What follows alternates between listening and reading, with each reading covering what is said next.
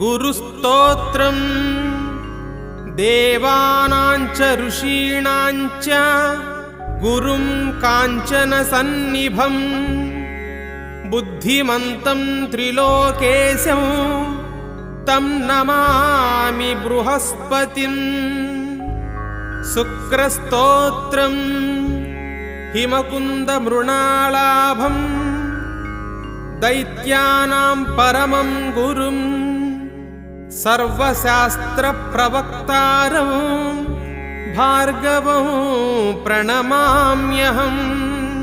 शनिस्तोत्रम् नीलाञ्जनसमाभासं रविपुत्रं यमाग्रजं छायामार्ताण्डसम्भूतं तं नमामि शनैश्चरम्। राहुः